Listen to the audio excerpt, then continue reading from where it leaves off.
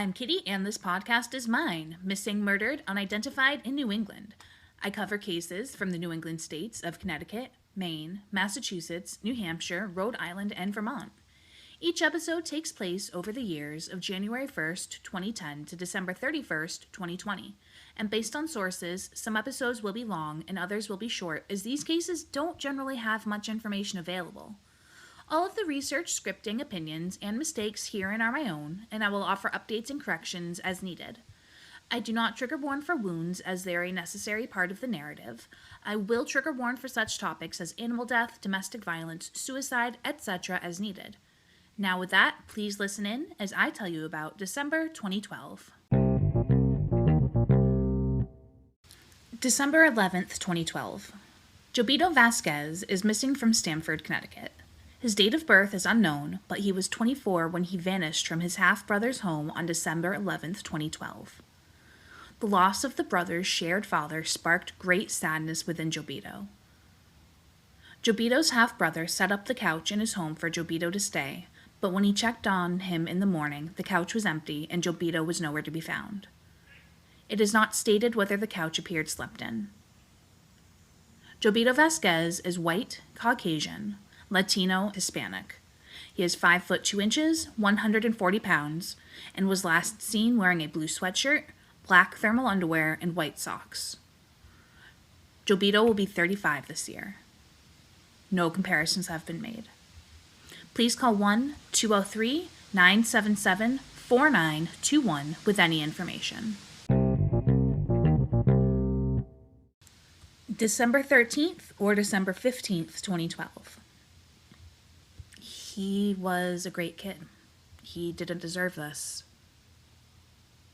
This was said of 23-year-old Ronald Dias, son of Lisa Diaz and Frank Robinson. Ronald was the brother of Jaden, Andrea, Shayna, Sheree, June, and a father to Alani and Ariellas. On the evening of December 13th or 15, 2012, an unidentified male shot Ronald in the head at 39 Elmont St, Dorchester, Mass. At 8:30 p.m. Unlike many of these cases, there is a possible suspect in the shooting.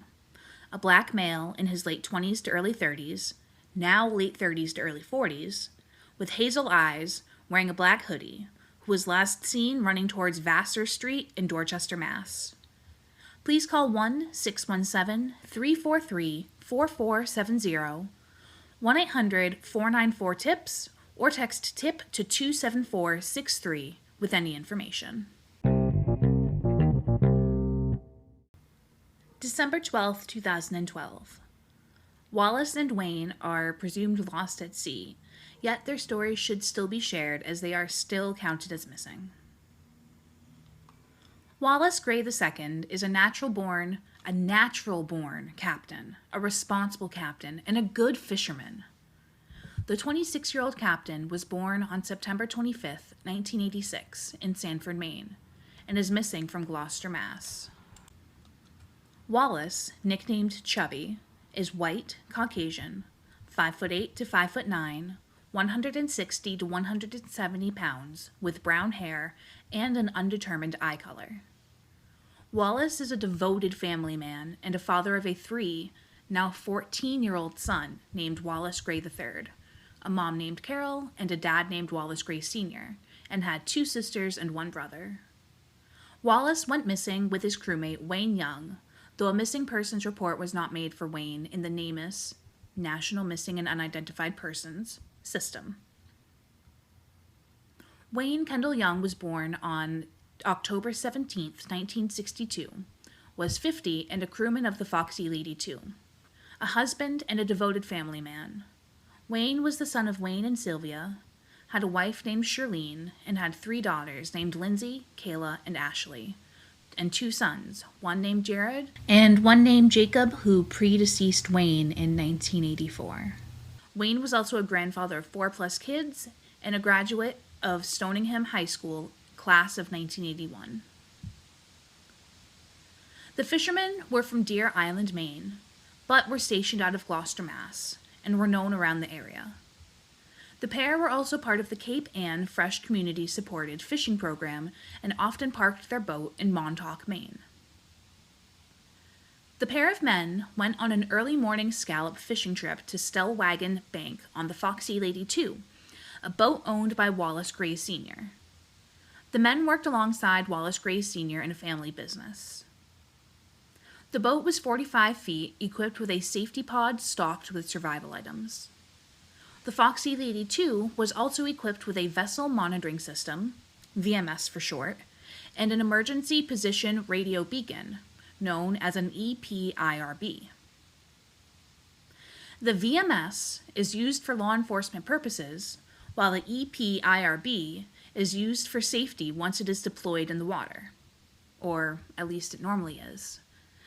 The EPIRB didn't activate that fateful December day. Wallace Gray Sr. said that the EPIRB and the VMS should be used for safety measures more so than they really are. On that fateful December day when they went missing, the pair went scalloping. The National Weather Service had issued a small craft advisory for coastal waters that day, calling for seas of 3 to 5 feet with sustained winds of 10 to 15 miles per hour and gusts up to 30 miles per hour. Conditions were worse farther offshore, making many think that the boat must have gone down fast and unexpectedly if the fishermen didn't even have time to send a distress signal or make a call on a cell phone. The weather in Massachusetts Bay was reasonably good on that Saturday, but it started to deteriorate on Sunday. By Monday, the weather conditions in the search were poor, with 10 to 12-foot seas and east-northeast winds of 20 knots. Wallace and Wayne were reported missing at 8:05 a.m. on Monday, December 17, 2012, to the U.S. Coast Guard. The report came in 2 days after Wallace's girlfriend had last heard from him between 6 a.m. and noon on Saturday, December 15, 2012. The men were supposed to have returned the same day and were last pinged by their equipment 15 miles north of Provincetown, Mass. In the searches for the two men, 2,800 square miles were searched, and there was no sign of the pair of fishermen. Crews searched tirelessly for 3 days before giving up due to survivability models. The U.S. Coast Guard predicted that the boat lost power and were using the current and wind to make their way back home. The fishermen's families were notified of their lost at sea status face-to-face. An empty life pod was discovered washed ashore the day following the missing persons report at the marsh mouth to the Saugus River on Bristow Street in Saugus, Mass. This is when they say hope truly began to diminish.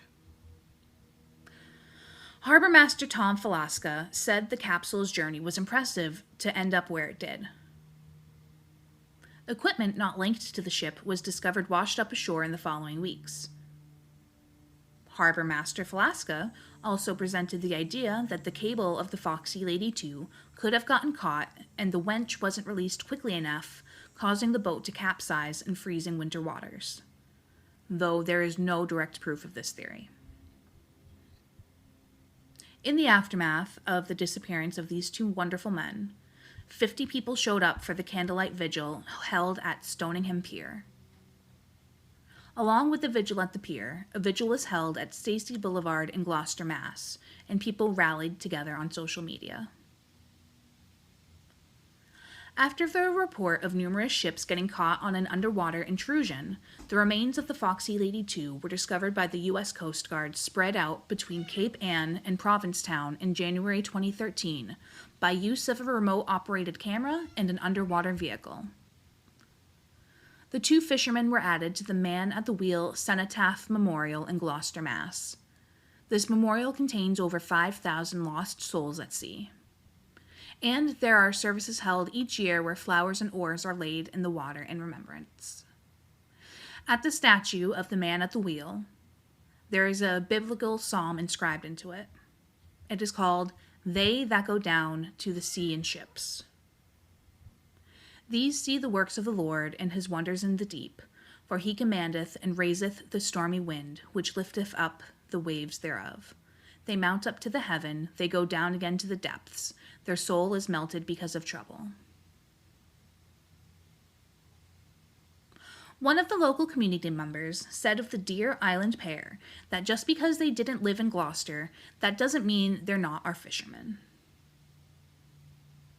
Later on, Wallace Gray Sr. had a Scalibur boat made for him by S.W. Boatworks and finished by Lights Fiberglass.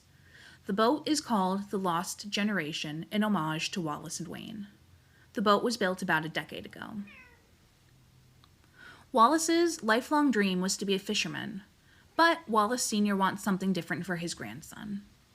When the boat was finished, an article brought up the following in the Footsteps questions. And Wallace's response was, "My grandson will be 14 by then. I'd like him to get out of the fishery before he comes of age. I'd like to see him do something different."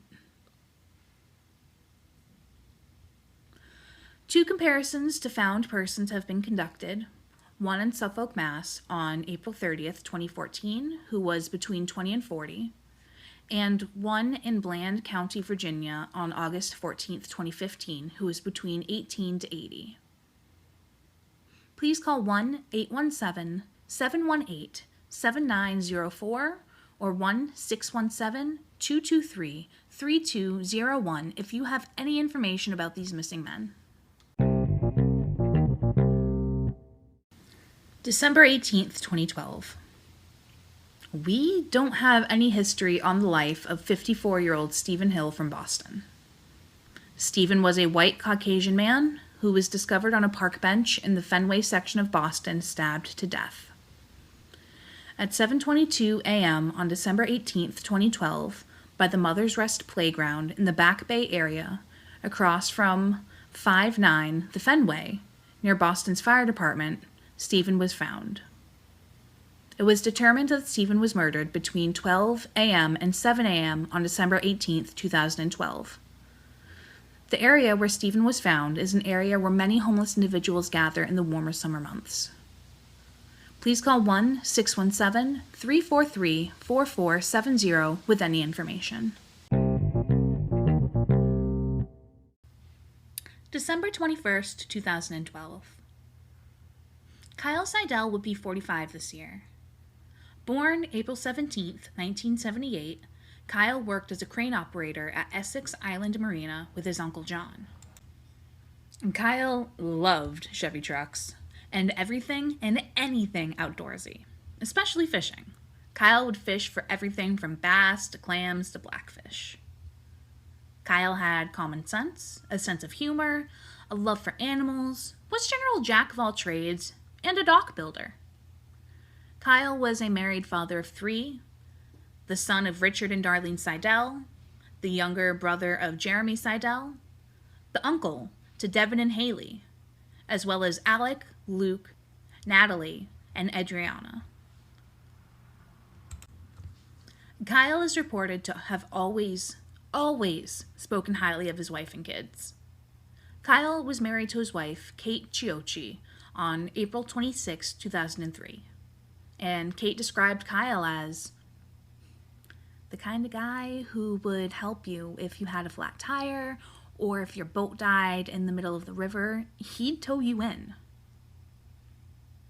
Kyle taught Kate how to cook, was the main breadwinner, while Kate worked a part-time job and cared for the children. Kyle and Kate were the parents to 3 children named Samantha, Maya, and Jesse, now 19, 17, and 13, respectively. Kyle would take his kiddos on one-on-one rides to get to know them better and to keep up to date on their lives. Thankfully, the evening of December 21st, 2012 was not one of those evenings. I've played that day over and over in my head. On the evening of December 21st, 2012, the day the world was predicted to end, as some might recall, he was very happy that night. It was a happy day. The kids gave him the Christmas ornaments they made at school because it was just before holiday break, and he and the kids had a big tickling match on the carpet before he left. Kyle would often order dinner on Friday nights. December 21st was no different. Kyle ordered spare ribs, beef teriyaki, sweet and sour chicken, and chicken lo mein with vegetables from the Lucky Inn Chinese restaurant at 7:49 p.m., located at 40 Boston Road in Waterford, Connecticut, part of the Benny's Shopping Plaza. At 8:19 p.m., someone called in after discovering Kyle lying in a pool of blood, shot in the neck, though early reporting said it was shot through the chest. Kyle was discovered at the Family Bowl parking lot at 120 Boston Road, Waterford, Connecticut. This Family Bowl is now an Aldi supermarket. Lingering questions are, why was Kyle at the bowling center? According to Kate, Kyle would only go there if they were attending a kid's birthday party. As far as friends and family know, Kyle was not into drugs, so this was likely not a drug deal gone bad. Many theorize it could be a road rage incident gone too far, as Kyle wasn't known to have any enemies either. Police are concerned that the person who shot Kyle may be a danger to himself or to others and may have exhibited behavioral changes after the murder of Kyle on December 21st, 2012. Police want to identify the suspect as soon as possible before he hurts himself or another. Police focused their searches on persons known to carry handguns in their vehicles and had a history of, quote, worrisome behavior. Once the police informed Kate of Kyle's murder, she understandably went numb, was in shock, and didn't process her feelings for weeks, quoting, "My mind knows, but my heart is starting to catch up." Kyle was taken to the Lawrence Memorial Hospital where he died of his injuries. The community rallied in the aftermath of Kyle's senseless murder. There was a basket raffle with almost 200 baskets donated for raffle purposes, and a spaghetti dinner where all of the $7,000 in proceeds raised went to the Seidel family. Another noteworthy bit of information is that a friend named their son after Kyle. Kyle's case became the 5 of diamonds in the Connecticut cold case card deck that is handed out to inmates and prisoners and other incarcerated folks in Connecticut. To this day, it is still unknown why Kyle was where he was or what led him and his black Ford Focus to the family bowling parking lot that night. Police have interviewed many witnesses over the years with no luck. Please call 1-860-442-9451 or 1-866-623-8058 with any information on Kyle or his black Ford Focus between 7:50 and 8:20 p.m. on Boston Road in Waterford, Connecticut on Friday, December 21st, 2012. And if the killer is still out there, Kate says, keep looking over your shoulder. Your time is coming. December 25th, 2012. Jarvis Lamont Gilmore was born July 20th, 1990. Jarvis was described by neighbors as a quiet young man who was once chastised for asking for a cigarette with the advice of, "You should quit." Jarvis was the oldest of 4 to 6 kids and had a toddler son of his own. Jarvis was known to have served time in jail for 2011 and 2012 for unknown reasons. But when he got out the second time, he truly wanted to make a change in his life and turn it around for the better. Someone shot Jarvis multiple times on Christmas night 2012. At 8:30 p.m. in the area of 20 Brookway Terrace, Jarvis was discovered laying face down on the footway between Brookway Terrace and Brading Street in Roslindale, Mass. This neighborhood includes the Archdale Village Housing Project. Gunshots were apparent when Jarvis was located, with at least one shot striking him in the head. Jarvis was pronounced at the scene and ID'd by family members at the medical examiner's office. No motives or suspects have been named. Please call 1-800-494-TIPS or 1-617-343-4470 with any information. December 28th, 2012. Fitz Paul Robert was killed on December 28th, 2012 at 1:30 a.m. on the porch of 131 Harold Street, Roxbury, Mass. Fitz was taken to Brigham and Women's Hospital where he died. Please call 1-800-494-TIPS or 1-617-343-4470 with any information. If you have any questions, concerns, complaints, please email me at minepodcast@gmail.com. All one word, and mine is spelled with 2 M's, 2 I's, 1 N, 1 E. Please include what your message is about in the subject line. Later, y'all!